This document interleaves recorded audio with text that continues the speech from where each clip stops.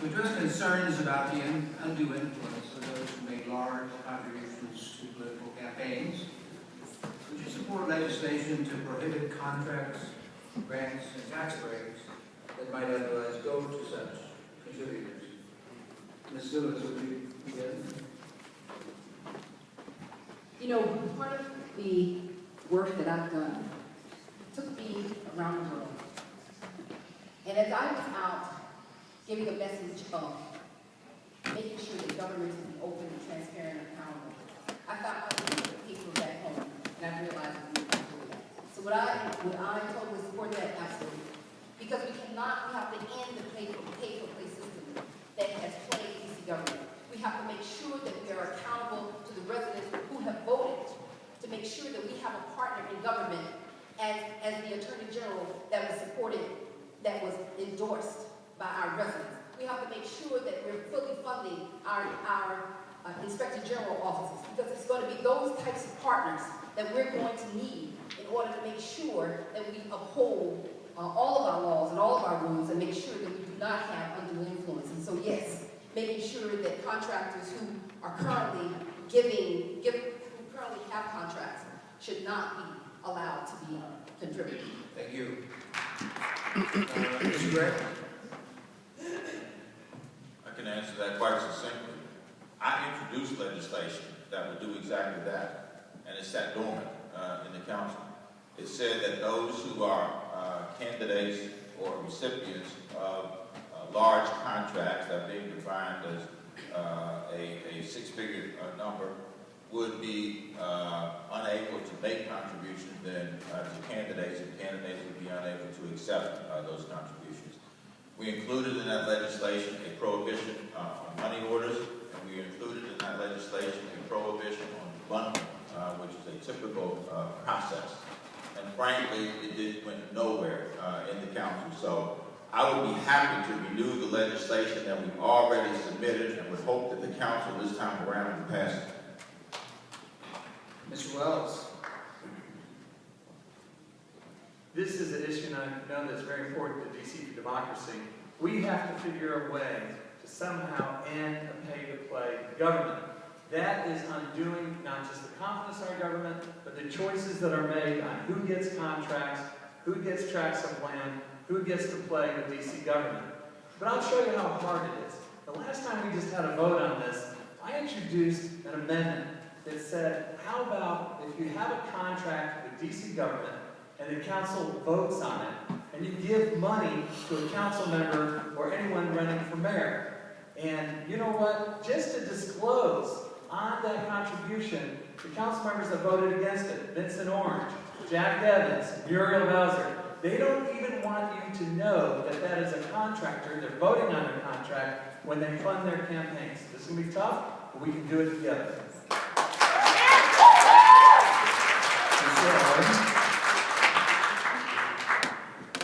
Well, I'm not sure I really agree with Councilman Wells, but let's clear the record again. I support legislation that not only bans corporate contributions, but also bans council members from being on their payrolls. I support legislation that bans an entity from doing business with the city that has a council member on their payroll. See, these are little pieces they want to put together. I said, let's do the whole thing. Let's address it all. Let's also talk about constituent services funds. We got council members buying season tickets to the national, to the Wizards and what have you. So let's ban it all. Let's don't play games. Why would I support legislation to stop corporate contributions, and at the same time I'm sitting next to somebody that's on their payroll?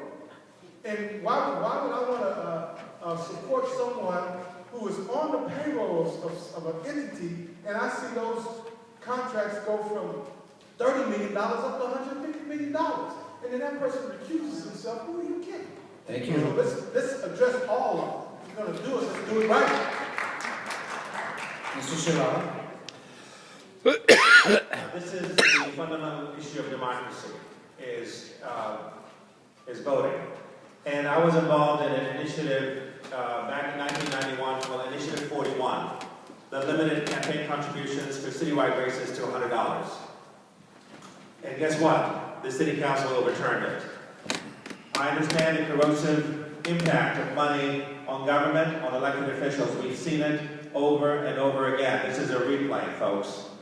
So I will support, and I want to support it, public financing for campaigns. I think that's the only way you can really run clean campaigns, is through public financing. New York has done it. They've done a great job with it. And I think we have to end this pay-to-play culture that has been so pervasive at the Wilson Building. Next question, also a 1-minute answer. Communities like Phoenix and Salt Lake City are among the first to end chronic homelessness among veterans. Yet our nation's capital still has veterans and many others who have been living on the streets for years with serious illness. What would you do to end chronic homelessness in D.C.? We'll begin with Mr. Sherrod. Yes, many communities have been able to actually almost put an end to homelessness. If you had talked to somebody a while ago, they'd say, oh, it's impossible to end homelessness. This is like gravity. It's part of nature.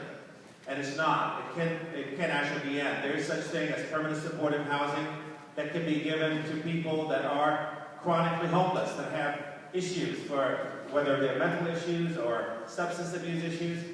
We have the money. It's there.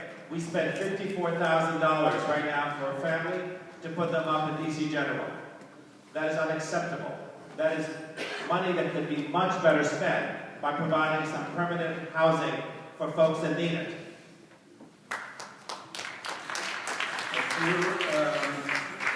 Mr. Wells. Well, under the previous administration, I helped champion housing first. That's where we took the most chronically homeless, those that no one else had been able to help, we got them into housing. And we got in almost 1,000 people into housing that had not been able to get into housing before, and 90% are still there. One of the most successful programs we've ever done on behalf of the homeless. And under this administration, under Vince Gregg's administration, this program has not grown hardly one bit. They've gotten some federal dollars on the veterans' money from the federal government, but that has not grown, and we're seeing more homeless on the streets again. I just visited one of the hotels where we've got over 1,400 of our residents are in hotels because we did not prepare. We're running surpluses. DC General has been full for over a year. We knew this was coming. Don't say it's just because it got cold out. It's because this administration failed to plan, prepare, and solve the problem of providing homes for our families. Ms. Lewis. I just left the Housing First meeting. And one of the key things that they were emphasizing is that it really has to be done together with all the providers, the private sector. But the most important place that it starts, and they were very supportive of the work that the administration had done, but it's really part of what kept coming up over and over is that where is the plan? Where is the overall strategy? And where is the final commitment? And we are following Phoenix and Salt Lake City, and we're here in the nation's capital where they were talking about how people are just walking by the chronic homeless like they're invisible. They are not invisible. They're the men and women that have been, every one of us know someone who has had problems and have had difficulties. And it is incumbent upon us as a community to come together along with leadership. And as the next mayor, I will put forth that kind of plan and that kind of strategy and make sure that we work with our partners together to end homelessness. Mr. Gray. Well, first of all, you got people who sit up here and literally talk about what happened and what they did, and they leave out parts of the story. The fact of the matter is that when we came into office, the budget for homelessness was $95 million, and it included federal funds, which were promptly reduced by the federal government. Not only have we replaced those funds, but the budget now for homelessness in the District of Columbia has gone from $95 million to $120 million, with less federal funds being included.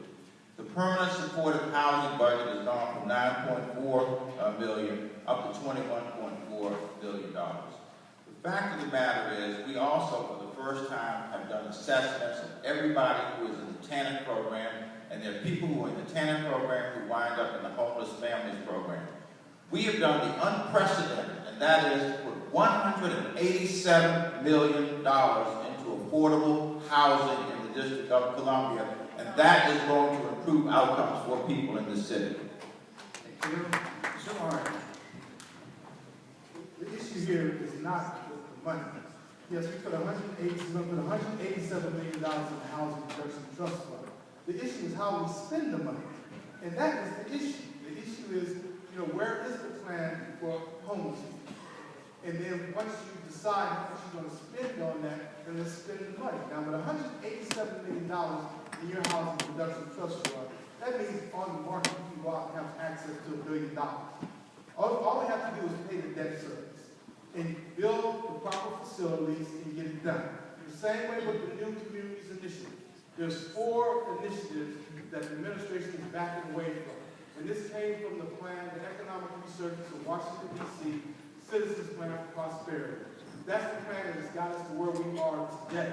And it has generated all this revenue, but now it's time to take that revenue and go back and take care of some of our safety net issues. And that's what this government has moved away from. When we built National Stadium, there was a $450 million community benefit fund. And once they realized, they took the money and spent it on something else. Okay, next question.